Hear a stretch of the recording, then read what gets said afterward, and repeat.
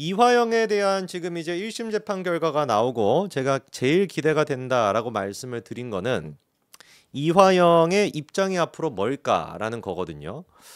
이 시기를 잘 생각해 보시면은 이화영이가 이재명한테 충성을 다하고 있던 기간이 작년 6월까지였습니다. 작년 6월까지는 그래도 거기 이제 한 10개월 정도였죠. 이화영이가 이재명에 대해서는 뭐 이재명이 주장하는 것처럼 경기도는 쌍방울과 상관이 없다. 경기도는 김성태와 상관이 없다. 이런 식의 주장을 이화영이 또한 마찬가지로 유지하고 있었거든요.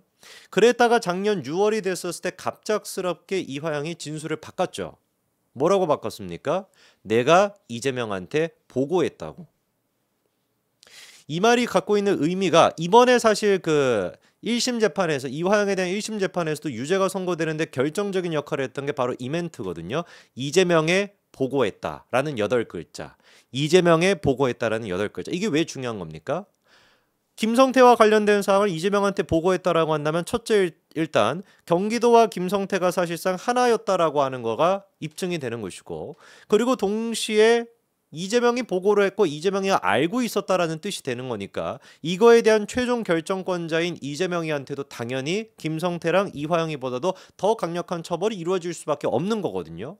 그러니까 그만큼이나 8글자가 중요했던 것이죠. 이재명에 보고했다라는 거. 근데 더 중요한 게 뭐라는 거예요? 그거를 1심 재판부가 인정을 했다는 겁니다. 김성태 씨가 진술했던 내용을 받아들였는데 그 받아들인 내용 중에 뭐가 들어가 있었냐? 김성태 씨가 애당초 북한에 800만 달러 가까이를 보낼 수 있었던 이유는 뭐다? 이화영이를 보고서 한 것이 아니라 몇 차례나 수차례나 이화영이 이재명에게 보고했다라고 자기한테 얘기를 했기 때문에 이재명이가 이 사업에 대해서 알고 있고 이 뒷배가 이재명이다라고 믿고 있었기 때문에 대북 송금을 했다라는 게 김성태의 진술이었고 법원 또한 마찬가지로 그게 상식적이라고 판단했죠. 정확하게 그렇게 표현했습니다. 왜?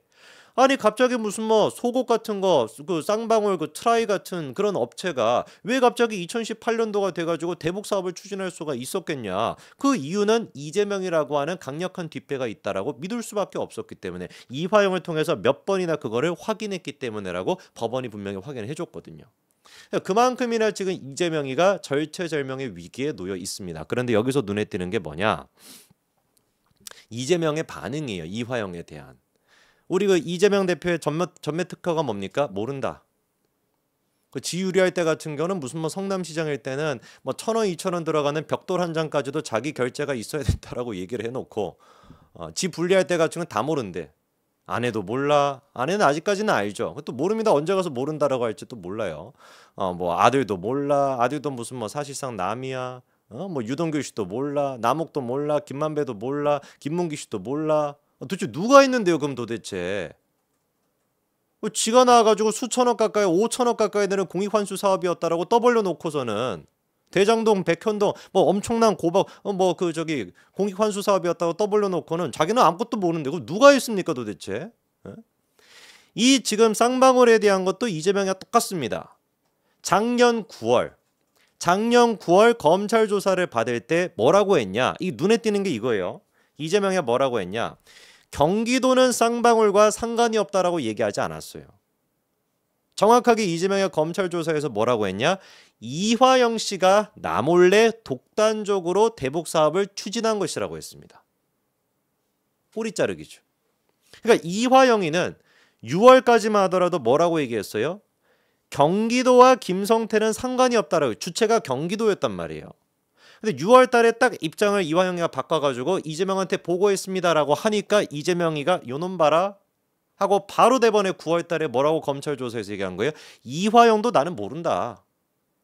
지가 평화부지사로 임명해 놓고 전국 지자체 최초로 평화부지사라고 하는 직책을 만들어 놓고 지가 임명해 놓고 2천억 가까이 되는 쌀을 갖다가 경기도가 지원해 주겠다 북한에 그런 식의 공문까지 해가지고 수차례나 공문을 보내놓고서 이재명이는 뭐라고 얘기한 거예요? 이화영은 나 모른다.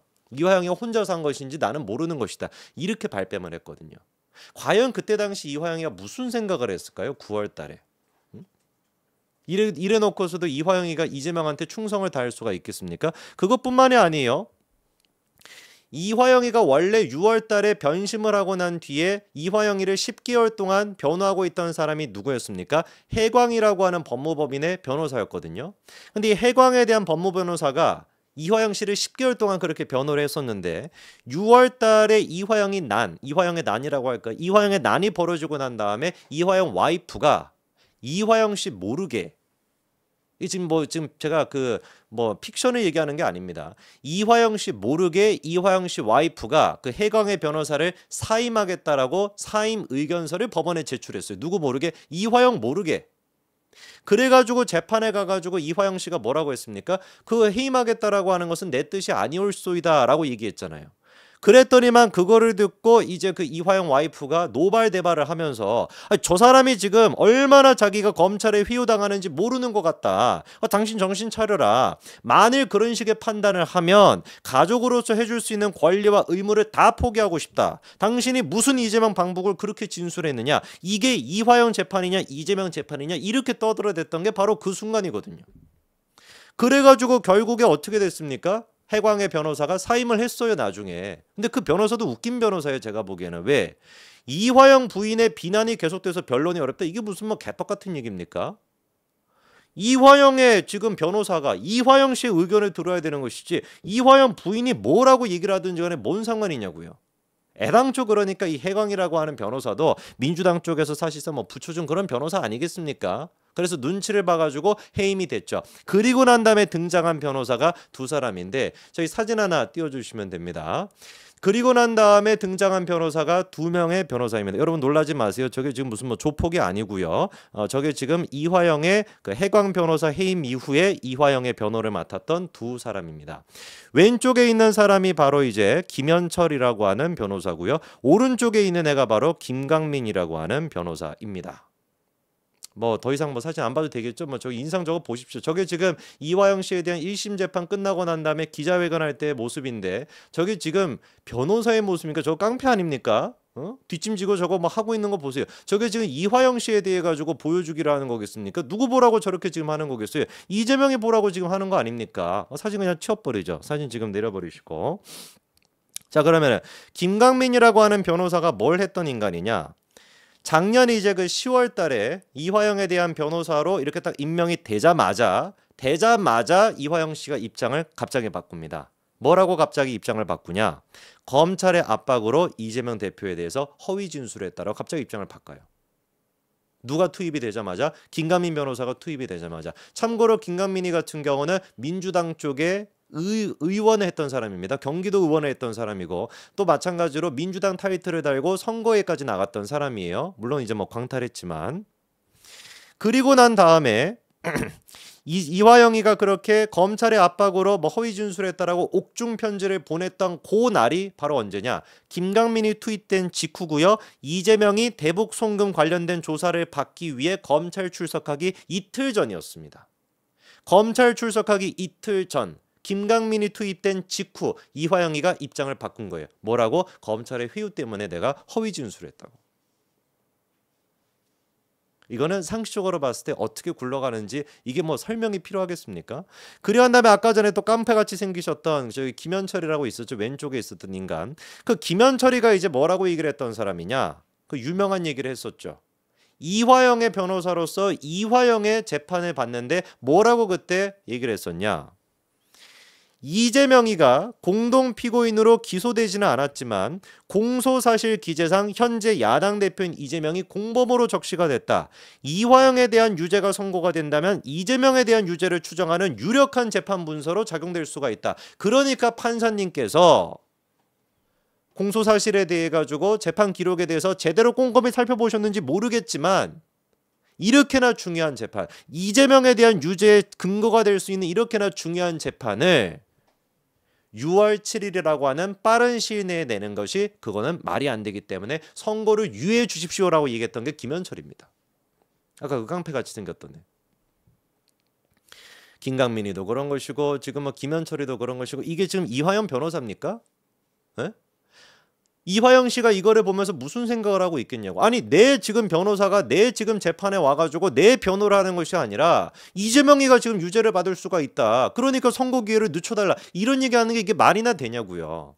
그리고 김현철이가 이번에 1심 재판 결과가 나오고 난 다음에 뭐라고 얘기했습니까? 항소를 할 겁니까? 라고 하는 부분에 대해서 여러분 상식적으로 생각해 보십시오. 이화영의 변호사라면은 항소하실 겁니까? 라고 기자가 물어봤었을 때 뭐라고 답변해야 되겠어요? 아 그거는 의뢰인이랑 이화영 씨랑 의논을 해봐야 되겠습니다. 라고 얘기해야 되지 않겠어요? 그런데 김현철이가 이번에 뭐라고 얘기합니까? 형수님과 상의해서 준비할 것이다. 이렇게 얘기합니다. 형수가 누구예요? 백정화.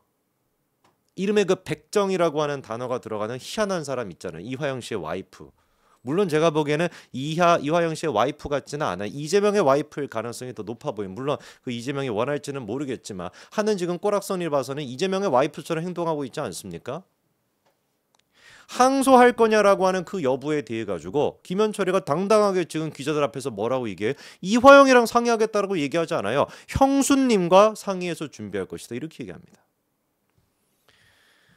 이거는 진짜 해도 너무한 것이고 징역 9년 6개월을 선고받는 이화영이 아니 내가 지금 들어도 이 화딱지가 나는데 내가 지금 들어도 분통이 터지는데 그렇지 않습니까? 우리가 듣더라도 지금 분통이 터지지 않습니까? 그런데 이화영 씨는 과연 무슨 생각을 할까? 작년 9월 달에 이재명이는 뭐라고 했습니까? 이화영이 혼자 한 것이고 나는 모른다라고 하고 이재명에 대한 검찰 조사가 있기 이틀 전에 이화영이가 김강민 변호사가 투입된 직후에 거짓 진술을 했습니다. 이재명 대표님에 대해 가지고 그렇게 옥중 편지를 썼고 그렇게 나름 충성을 다하는 모습을 보였지만 결국에 지금 사실상 움직이는 건 뭐예요? 자기 변호사라고 하는 사람이 자기 선고 나오기 일주일 전에 이재명에 대한 유죄의 증거가 될 수 있으니까 이거는 선고를 유예시켜달라. 이화영의 무죄를 주장하기는커녕 그런 얘기나 하고 앉아있고 1심 9년 6개월이 나오고 난 뒤에도 형수님과 상의해가지고 항소 여부를 결정하겠다 이런 얘기를 하고 있으면 과연 이화영이가 무슨 생각을 할까요? 저는 충분히 앞으로 이화영에 대해 가지고 어떤 입장 변화가 있을지 지켜볼 가치가 있다라고 봅니다. 네, 여기까지 말씀드리겠습니다.